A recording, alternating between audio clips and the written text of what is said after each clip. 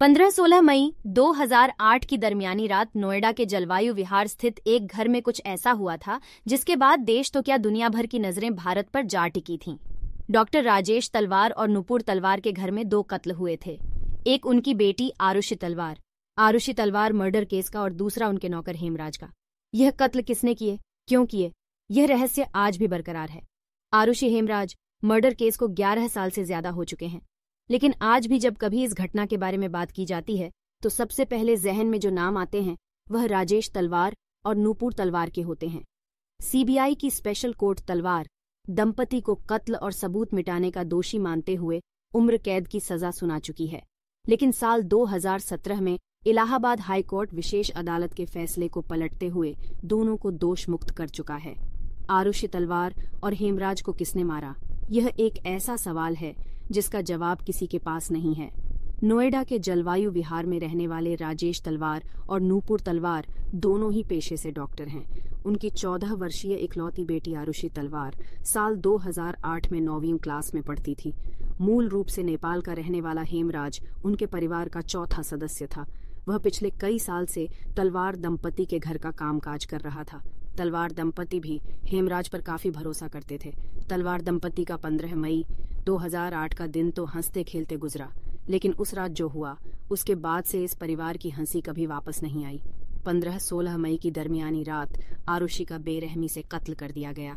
आरुषि के कमरे में ही इस वारदात को अंजाम दिया गया था। कथित तौर पर सुबह 6 बजे तलवार दंपति को वारदात के बारे में पता चला। पुलिस को बुलाया गया और सुबह 8 बजे यह खबर नेशनल खबर का रूप ले चुकी थी। घर से हेमराज गायब था। पुलिस ने शुरुआती जांच में आरुषि की हत्या का शक हेमराज पर जताया। उसकी तलाश में पुलिस टीम दबिश दे रही थी। हेमराज का पता बताने वाले को 20,000 रुपये का इनाम देने का भी ऐलान किया गया, लेकिन यह कत्ल की गुत्थी और भी सिलवटों के साथ तब बड़ी हो गई जब 17 मई की सुबह तलवार दंपति के घर की छत पर लगा ताला खुलवाया गया और चादर से ढकी हुई हेमराज की लाश वहां से बरामद हुई। अब पुलिस को एक नहीं बल्कि 2 मर्डर केस सुलझाने थे। घर के अंदर 4 लोग थे। 2 लोगों की हत्या हो जाती है और बाकी 2 जिंदा थे। घर में किसी के दाखिल होने का कोई सबूत नहीं। छत पर ताला लगा था, लिहाजा इस डबल मर्डर केस का सबसे पहला शक किसी पर गया तो वह थे राजेश तलवार और नुपुर तलवार। उन्होंने अपनी बेटी और नौकर का कत्ल क्यों किया होगा, इसको लेकर सबसे बड़ी बात जो कही गई वो थी आरुषि और हेमराज के नाजायज रिश्ते। कई मीडिया रिपोर्ट्स में दावा किया गया कि उस रात तलवार दंपति ने आरुषि और हेमराज को आपत्तिजनक हालत में देख लिया था, जिसके बाद उन्होंने गुस्से में आकर वारदात को अंजाम दिया होगा। मीडिया ने भी इस केस की जांच की और बगैर किसी तस्दीक के तलवार दंपति की निजी जिंदगी पर खुलकर हमला बोला। अदालत के दोषी ठहराने से पहले मीडिया तलवार दंपति को डबल मर्डर केस का दोषी ठहरा चुका था।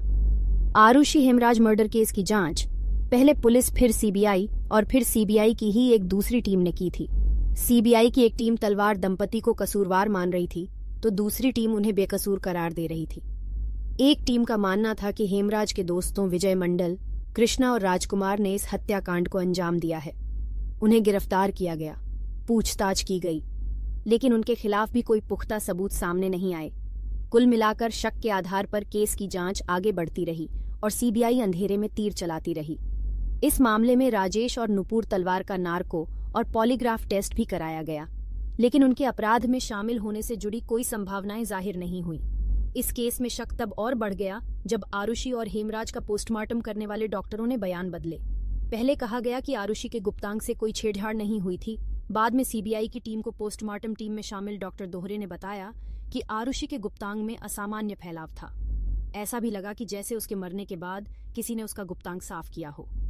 हेमराज का पोस्टमार्टम करने वाले डॉक्टर नरेश राज ने अपनी रिपोर्ट में सब कुछ सामान्य होने का जिक्र किया था, लेकिन बाद में उन्होंने अदालत को बताया था कि हेमराज के गुप्तांग में सूजन थी। उनके इस बयान पर बचाव पक्ष के सवाल खड़े करने पर डॉक्टर नरेश राज ने कहा था, मैं ये बात चिकित्सा न्यायशास्त्र, मेडिकल जूरिस्प्रूडेंस के हवाले से नहीं बल्कि अपने वैवाहिक जीवन के अनुभव के आधार पर कह रहा हूँ। तलवार दंपति के खिलाफ कोई ठोस सबूत नहीं था, लेकिन शक के आधार पर जांच टीम उन्हें ही दोषी मान रही थी। इस केस में एक वक्त ऐसा भी आया जब सीबीआई ने अदालत से इस केस को बंद करने की गुहार लगाई, लेकिन तब तलवार दंपति ने गुनहगारों को सलाखों के पीछे भेजने की बात कहते हुए जांच जारी रखने की अपील की, जिसके बाद सीबीआई की क्लोजर रिपोर्ट को आरोप पत्र मानते हुए कोर्ट ने सुनवाई शुरू की और तलवार दंपति को दोषी ठहराते हुए उम्र कैद की सजा सुनाई। सबूतों के 247 नमूनों, 39 सरकारी गवाहों, मेडिकल रिपोर्ट, स्पेशलिस्ट की दर्जनों रिपोर्ट्स के आधार पर अदालत ने माना कि तलवार दंपति के खिलाफ कोई भी सीधा सबूत नहीं है, लेकिन कई सबूत यह भी बता रहे हैं कि आरुषि और हेमराज की हत्या उनके अलावा किसी और ने नहीं की है। विशेष अदालत से मिली उम्र कैद की सजा के खिलाफ तलवार दंपति की याचिका पर साल 2017 में इलाहाबाद हाईकोर्ट ने सुनवाई की और स्पेशल कोर्ट के फैसले को पलटते हुए उन्हें बरी कर दिया। पिछले साल मार्च में सीबीआई ने हाईकोर्ट के फैसले के खिलाफ सुप्रीम कोर्ट में अपील की थी। इस मामले में हेमराज की पत्नी की याचिका और सीबीआई की अपील पर एक साथ सुनवाई हो रही है। सीबीआई तलवार दंपति को इस डबल मर्डर केस का दोषी मानती है, लेकिन अदालत उन्हें बाइज्जत बरी कर देती है। फिलहाल केस की समूची जांच को देखते हुए ऐसा लगता है कि 11 साल बाद आरुषि और हेमराज के कातिलों के पकड़े जाने की संभावनाएं अब न के बराबर हैं।